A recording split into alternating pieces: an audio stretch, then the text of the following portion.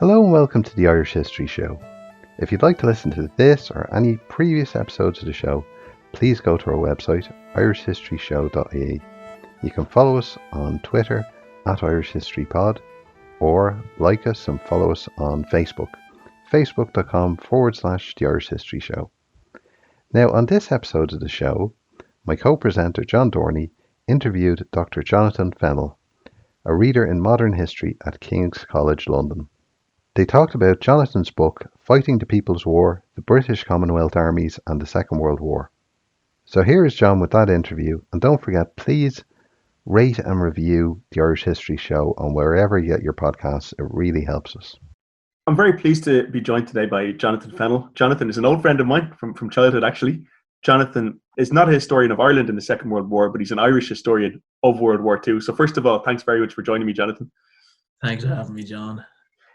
Can I ask you how you got on to becoming a historian of the Second World War? Sure. I mean, grew up in Ireland, obviously, and many a summer and a winter were spent in the west of Ireland with my family, and stories upon stories about the Second World War and about military history more generally were told and told again. My grandfather was an officer in the Irish Army during the emergency, and he had talked to Tom Barry during that time about how they were going to deal with an invasion if it did indeed occur. And it was clearly, there's no way the Irish Army was going to take on the Germans or whoever else might invade in a conventional sense, so fall back on guerrilla warfare. So he went with Barry to Crossbarry and looked at the ambush site there as a tool to learn. And again, this story was passed down from him to my father. And as a young kid, then my dad brought me around Crossbarry and talked about military history, war, why you go to war. So this aspect of history, Irish history, British and Commonwealth history has been kind of knocked into me from an early age. On the other hand, my English grandfather, he served in the Merchant Navy during the war, and kind of stories of courage and service kind of emerged from those discussions as well. So he was sunk off the west coast of Africa. He survived, and he was on the bridge at the time, and he ran down into the middle of the boat and tried to open up the door into the engine room where he could hear guys screaming, but the strike of the torpedo had warped the door, so he couldn't open it even though he was a strong man. And eventually he had to run back up and dive into the sea, and he nearly died. But all these stories kind of came back again and again to issues of human beings, morale, surprise. You know, my Irish grandfather asked Barry, why did your men come so close to the road behind this bush? Surely there was no cover for them there. He said, there's a hillock, there's a little hill there. Why didn't you put them behind the hill? They would have been safer. And Barry said, well, if they got that, they couldn't hit a thing from there. So, they got in close, and eventually they spooked the British forces, and they ran. So the idea that war was a mix of tactical and procedural elements, but also will, surprise, morale, was part of my upbringing, I suppose. That question of morale and the human factor of warfare informs a lot of your writing on military history, doesn't it? It does, John. Yeah. And just before we dig into, the meat of your research on World War II, do you think there's a difference between the mythology of World War II in popular culture and the real history of the war? There's always a difference between myth and reality to a degree, and their myths play a role. They help us tell stories that give us meaning. You can see the myth of 1940 has been rolled out at the moment in the United Kingdom again and again to justify, to mobilize people during crisis. For Britain, the war was a very difficult experience, and it's told now in a positive way. Britain saved the world. It was finest hour kind of stuff. But I think the reality of the war was destructive for Britain. Britain started the war, arguably the world's great superpower, and did not end it so. So I think it's fair to say that there is a bit of a disconnect there between popular memory of the war and probably the reality that unfolded between 1939 and 1945. Yeah, and you're predominantly a historian of the British and Commonwealth experience of the war, but also, it seems to me that in the Band of Brothers era, there's an American mythology of the war, which It possibly distorts our understanding of it, I would say, no?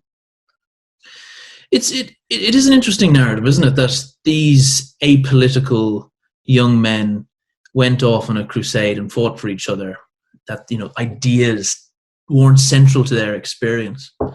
And it's interesting. So I found, as part of this project on the British and Commonwealth armies in the Second World War, an extraordinary range of sources. One of these is censorship summaries, right? So young fellas, the front line, are writing home to their wives, to their loved ones, to their mums, their dads, their friends, etc. And those letters are turned into censorship summaries or censorship reports. And I found 925 of these things, based on, I estimate, about 17 million letters sent during the war.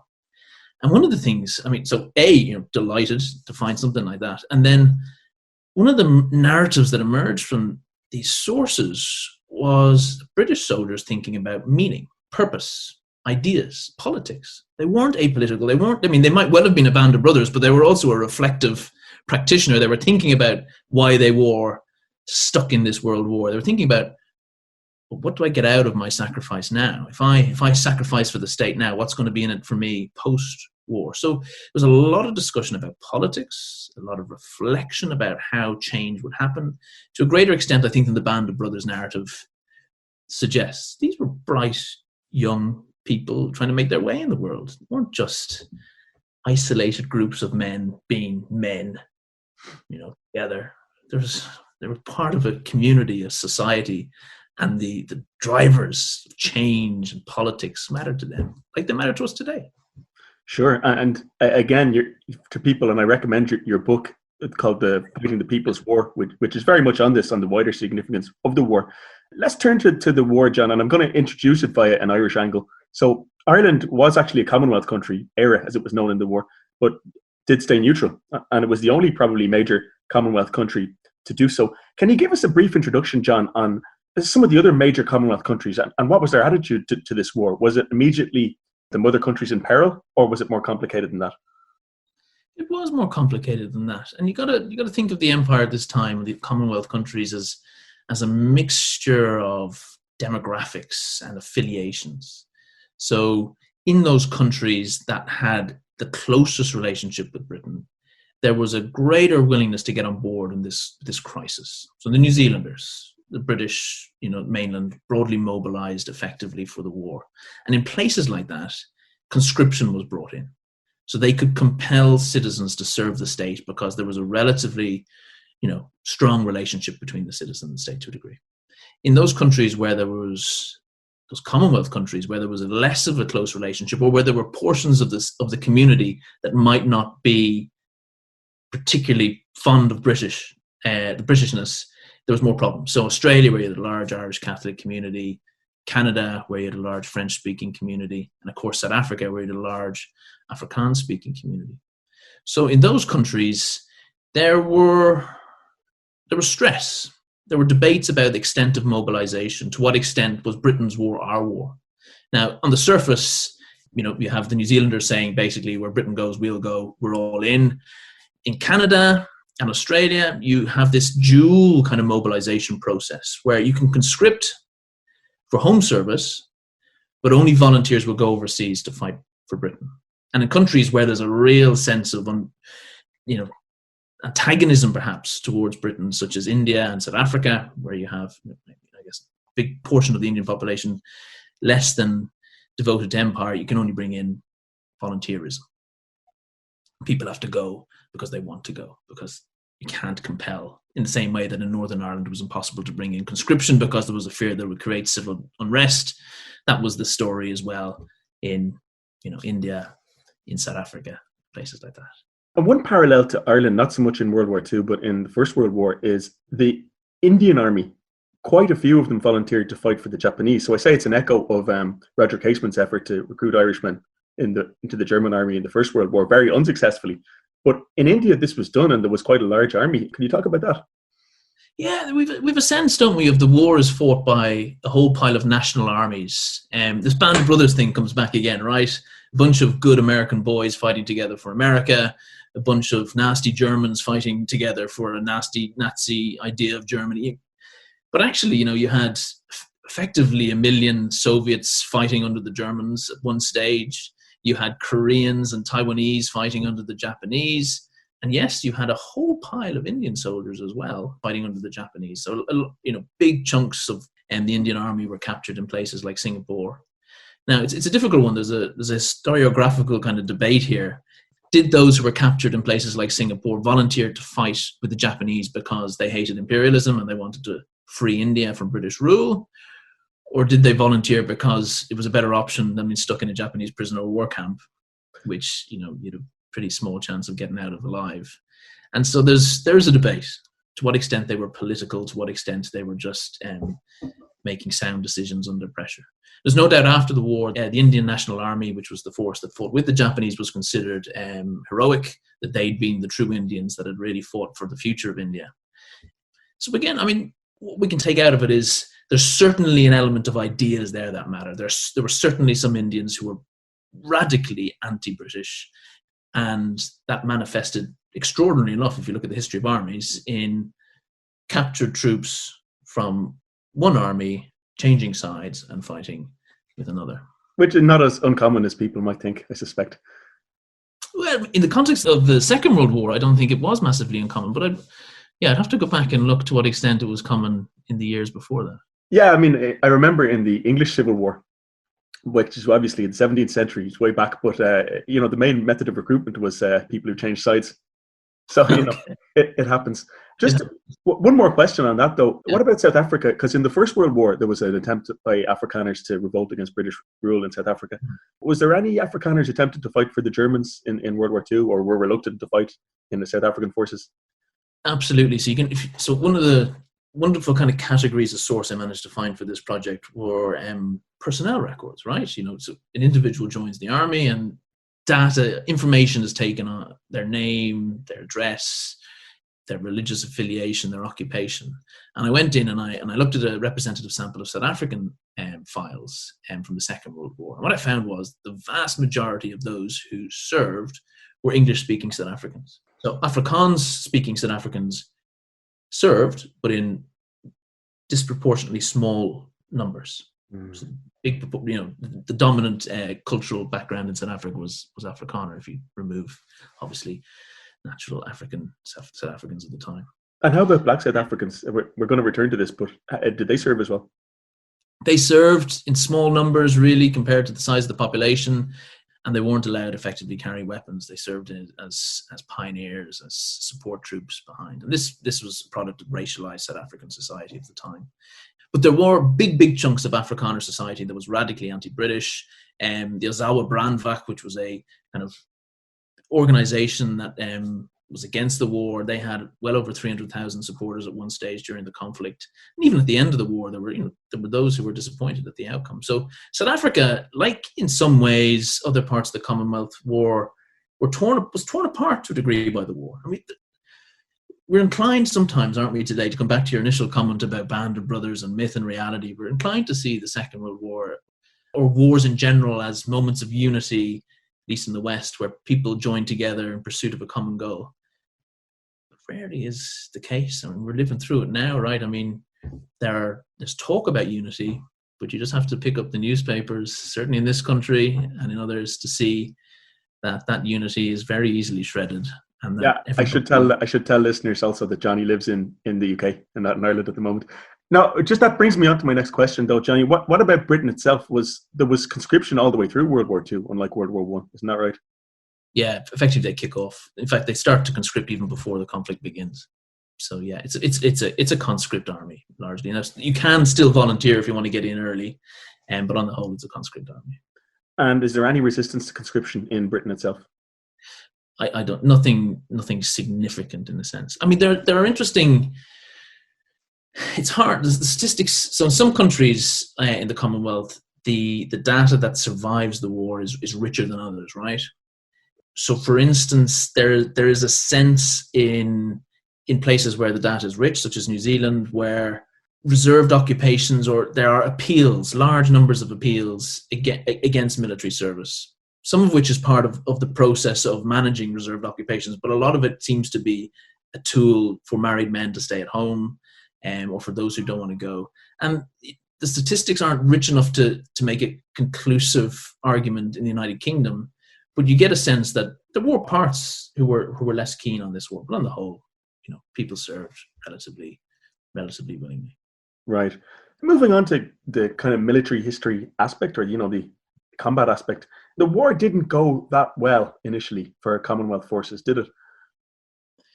Wasn't a great start, no. I think there's an interesting dynamic that plays out here.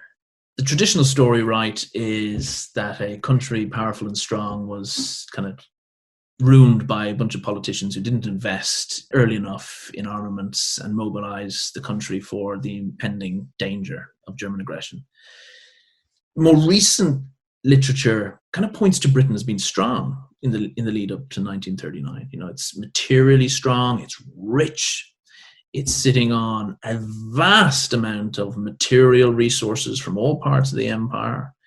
And when you think there's probably 450 million people who are citizens or subjects of this empire, it's not short of human power either. So something dramatically goes wrong when you consider the power of the United Kingdom and the way the first half of the war plays out. And the narrative I build in the book is that it's two dynamics in particular that play out beside each other: training and morale. Before we go into the specifics, let's just lay out. There is a series of, series reverses. So there's the defeat in the Battle of France, the evacuation of Dunkirk. There's defeat in Norway, there's defeat in Greece, and then in the Far East there's the surrender of Singapore to the Japanese, which I learned from your book. The Japanese force was quite outnumbered by a significant margin, and they still caused the surrender of Singapore. So it's really a series of disheartening defeats for Commonwealth forces at the beginning of the Second World War. Yeah, disheartening is probably a polite way to put it. It's a bloody disaster. It's embarrassing. That's how the politicians felt. That's how the military generals felt. It was, how could this happen to us? In many cases, they had as much kit, there's more people, and they weren't able to convert reasonable national power into effective fighting performance. Now, okay, the French have a role to play in 1940, right? It's largely a French army that is taking on the Wehrmacht. But for sure, it's hard to... You can't look away from Singapore and the fall of Tobruk without a sense of disaster. And this brings us on to what you really want to talk about, I think, in the book, which is what's going wrong for the Commonwealth forces. Why aren't they doing well against German and Japanese forces? And to a much lesser extent, they've got a good doctrine. A good doctrine is kind of your manual for how you're going to fight. These are our processes, our practices. It's pretty much about giving junior officers, those closest to the front, freedom to do what they see as fit.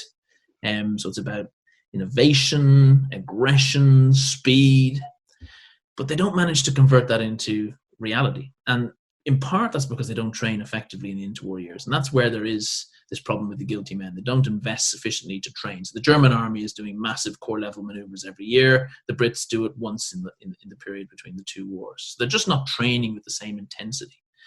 And if you have an army that's not trained, you kind of need them to make up for that lack of skill in other ways. And they don't make up for it through morale. And the narrative that kind of emerges through the book is, to come back to your Band of Brothers stuff and the censorship summaries, that we have a cohort of mostly working class young men who heard the stories of their fathers from the First World War about promises of a better world post-conflict, and it didn't occur, who'd been through the worst of the Depression, and now they were being asked to sacrifice their one and only life for a state that had given them not a whole lot in return over the course of the last decade or two. And so they don't mobilize emotionally sufficiently to fill the gap left by training. And this creates the disasters that you described at Tobruk, Singapore, France, Greece, Crete, and elsewhere. So it's a mixture of multiple factors. But I'd say two play out in that way.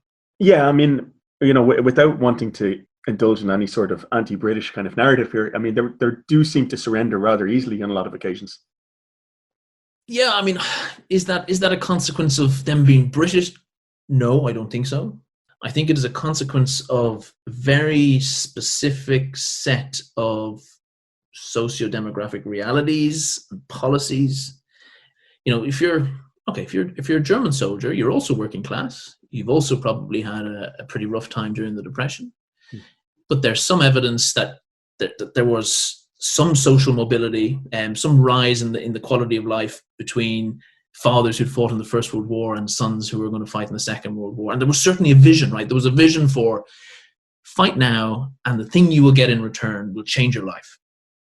So there was that offer of a future for which individuals might sacrifice. The problem for the British Tommy was they were really poorly paid. And then Churchill, for very good reasons, was reluctant to talk about social change. He said, well, listen, we'll fight the war, let's beat the enemy, and then if we have any money left, we'll talk about change. And you can kind of sympathize with that, but at the same time, it really, really, really missed the thing that soldiers wanted, which was a bit of quid pro quo, a bit of, I'll fight if. Give me something in return here, Winston. And so I think it was that dynamic more than anything else that caused some of these. I mean, there are other factors too, right? But I mean, that for me is one of the. It's interesting though that there is a discussion on this. I mean, George Orwell writes about this in his wartime writings, for example, that it has to be a people's war. So this narrative is present in Britain at the time. Yeah, I mean, the People's War thing is interesting. Yeah, to what extent? That's the problem, I guess, John, isn't it? I mean, so guys like Orwell are saying this has to fight this war effectively. It has to be a people's war. We have to bring the people on board and enthuse them in this moment of crisis. And the reality is, even though it was a coalition government which had Labour as part of it, it was a Tory-dominated coalition government that fought really a revolutionary war in a very conservative way. And that left, I think, a large portion of the working class, which also happened to be the main portion of the army, pretty dissatisfied with their lot. So I think, in a revolutionary context, and this is, I think, is important for our current situation as well. If you're trying to mobilize people in a crisis, you have to be a bit more radical and creative, I think. And British state, it was a war run by a conservative government, really. Okay.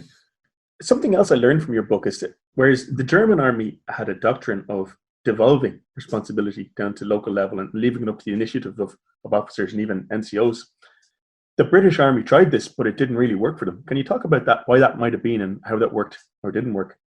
Yeah, so, I mean, my sense of it is that the British doctrine at the start of the war is not a million miles away from German doctrine, Auftragstaktik, basically mission control, devolve command and control to those closest to the front who can see what's going on, and those individuals then can use their imagination, their drive, their energy, their expertise to solve problems. It's about speed and aggression and high morale. And the British Army tries to kick off things like this, but for the reasons we've already discussed, it doesn't really work out.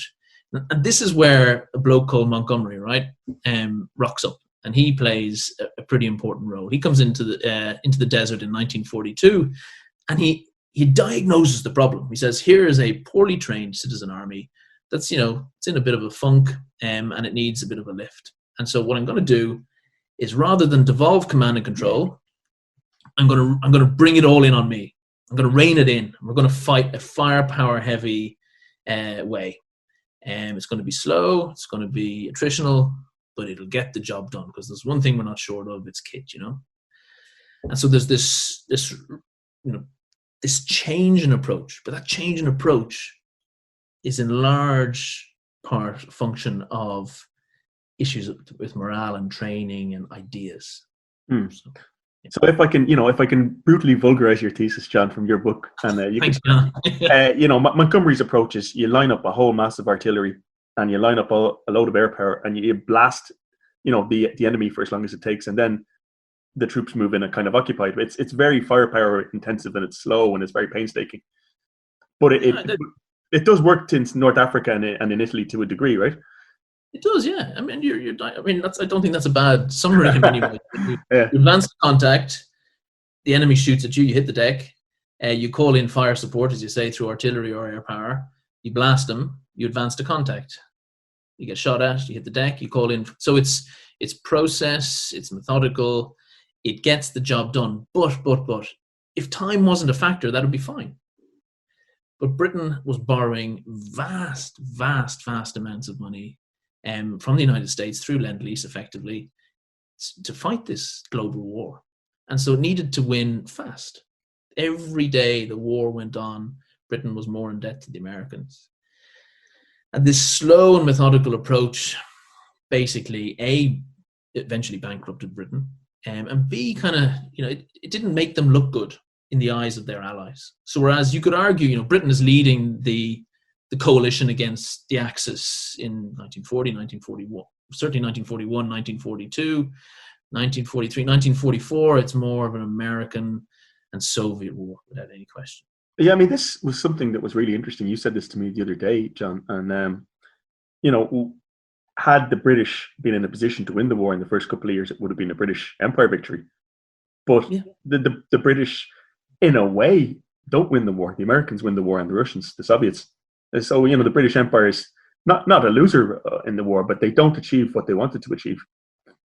Yeah, and your point at the start about myth and reality, I think is an important one. It's an American century.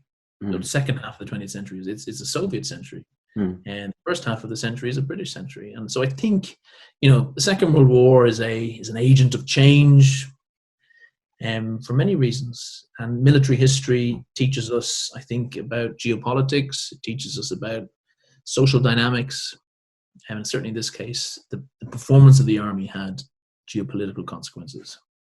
Yeah, I mean, but before we get on to kind of the final phase of the war, I mean, the Americans were quite conscious of this, though, weren't they? Of asserting their primacy after the war, and they used the financial thing as a lever. Yeah, I mean, the day, almost, I think it's the day or the day after that, after Japan surrenders, they basically cancel Lend-Lease. And Britain, I mean, so some authors kind of describe this period as a financial Dunkirk for Britain. I mean, all of a sudden, you owe us this money and we want some of it, mate. So, the Americans are generous in that, Lend-Lease is a generous offer, but there's a big caveat, which is we'd like Britain to open up its sterling area. It's basically its protected markets. And so we see the Americans using the war to increase their financial and economic power, and they do it very effectively. Yeah, and although the British Empire is still around after the Second World War, it doesn't outlast its aftershocks, really, does it? No, I mean, again, there's a debate about when's the end. Is it the consequence of the First World War? Is it a consequence of the Second World War or the wars of decolonization? And certainly, I think the current consensus, if you could say, is that the Second World War is a fundamental kind of nail in the coffin, shifting point, fulcrum, if you will, the end of empire. I mean, they can't really afford it, though, is my point, after the Second World War.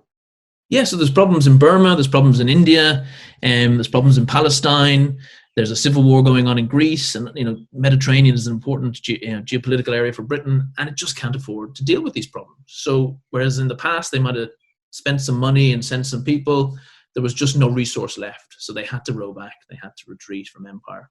So yeah, the money thing, I mean, if you get a chance, read Dan Todman's wonderful new book on Britain in the Second World War, and it really goes into some of those economic factors in great depth, and it's super.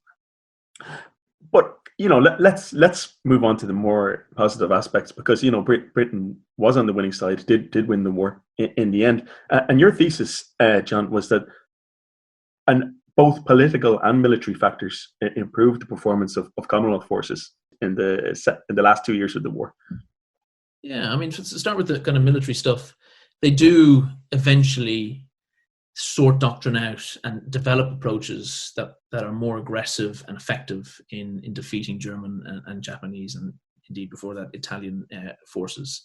So there's this grappling with this devolving of command and control, if you remember, and this kind of centralizing of command and control. And certainly by 1943, early 1944, Montgomery and commanders in the East recognize you can't get the job done unless you devolve command and control. So they spend much more time and effort in training individuals, and they develop new approaches which encourage this more aggressive and mobile form of warfare. So they identify the problems, they're honest about it, and they say, yeah, we haven't done so well. And then they grip the nettle and they deal with it, and in fairness.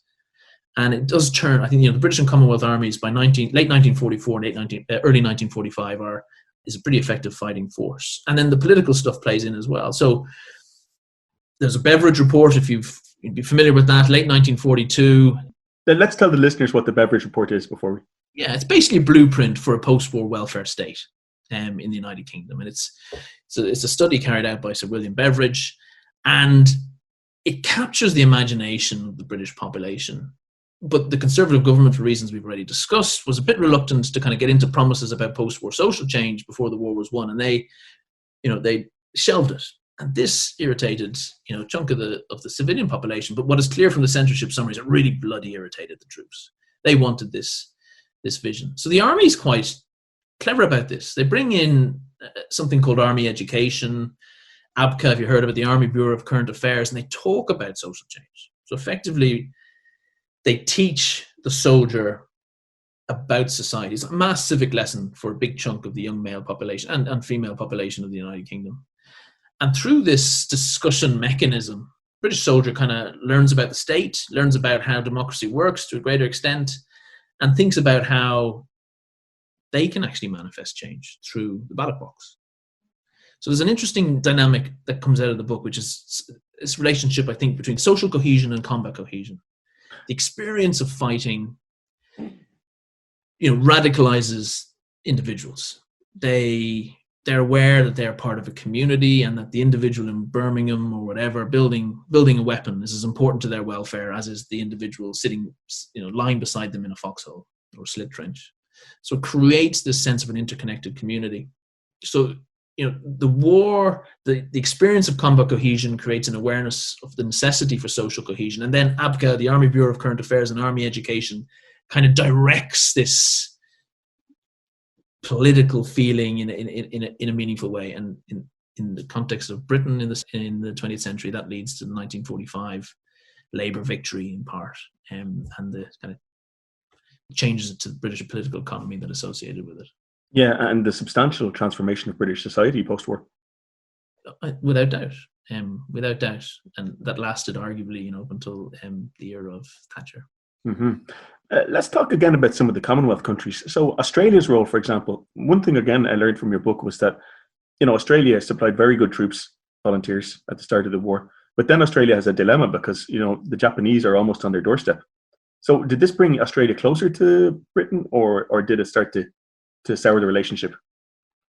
I mean, again, debated. I mean, I think it soured the relationship. I mean, so before the war, there'd been an understanding that Britain would come to the aid of the Antipodes in a crisis. And the Singapore strategy effectively was that a fleet would sail, there'd be housed at Singapore, and it would protect Australia and New Zealand in the event of crisis. That didn't happen, right? And so there is a really quite explicit shift or pivot, especially from the Australians, towards America, a recognition that Australian security can no longer rely solely on the United Kingdom, but has to accept American power and primacy in that space. So the war stresses and strains the bonds of Commonwealth and of empire in a way that had powerful implications in the post-war years. Mm-hmm. Another Commonwealth country we mentioned earlier, but I want to go back to, is South Africa, because in 1948, just after the war, a new party wins the elections, and there's the apartheid system brought in South Africa. Did the war play into that, or what do you think? My sense is that it does, right? So you have Afrikaners and English speakers fighting together on the front line, and this dynamic of combat cohesion develops a greater sense of social cohesion. So the stresses between the two white races, if you will, in South Africa are reduced as a consequence of collective experience. And the book kind of explores this process of how the antagonisms that had animated the English-speaking and Afrikaans-speaking relationship were kind of undermined by the experience of collective sacrifice. And while at the same time, because Black South Africans didn't participate meaningfully in the combat space, they were excluded from that dynamic. And so kind of this racialized, racist society and racist army goes home. And the kind of what seems to come out of the censorship summaries is that the soldiers were attracted to the nationalist narrative, from 1945 onwards. And it does appear, to me at least, and I build this story in the book, that it's highly likely that veterans voted for the nationalists in 48, and that it's indeed highly possible that they swung the whole election. So, I guess the broader interesting point is that, for a long time, military history was about guns and battles and great men. And then we started, engaging much more meaningfully in how society affected the conduct of war. And now, increasingly, I think we have to look at how the experience of conflict affects societies to a greater extent. So how individuals go back home and how they enact social change. Right. And one more question, though, about the Commonwealth, John, before we move to the end, which is India, because that same year in 1948, India became independent. And was that a result of the war, or what do you think? Yeah, I mean, it's fascinating in a way. So you got 2.5 million Indians serving in the Indian Army in the Second World War, which is the biggest volunteer army effectively in history. And that's been kind of touted as a major achievement. And in some ways, it is when you consider the divisions that were in India at the time. But at the same time, it was a tiny proportion of the population. And Britain tries to pull the Indian National Congress, INC, into the war effort, but they refuse to be part of Britain's war. And by not offering a really compelling vision of a post-war India, free India, an India that was free to choose its own path, Britain really fails to mobilize, I think, India in a really powerful way. I mean, effectively, there's a massive, quiet, if you will, revolution taking place from 1942 at least onwards, the Quit India movement.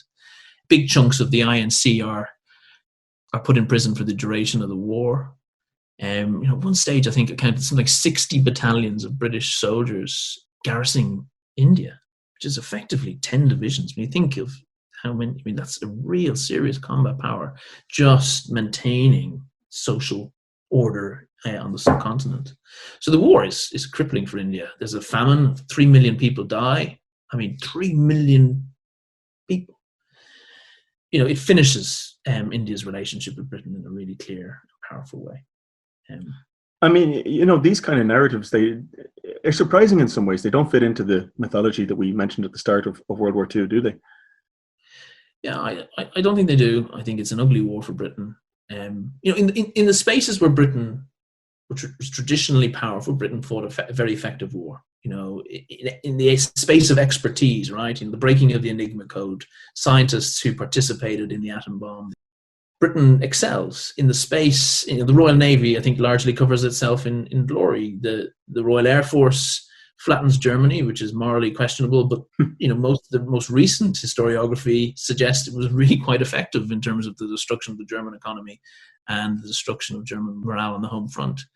So in some spaces, Britain fights the war very effectively, but where it does it less so, I think, is in the domain of the working class army, where a young fella from Leeds really has the power to determine the outcome of a battle. If he legs it, you're in trouble. Whereas the young fella from Leeds is not probably piloting, an airplane. It's a grammar school boy or someone from the higher echelons of British society. So the space for problems as a consequence of socio-demographic issues is greater, I think, in the army context. So it's messy. It's a mixed war for Britain.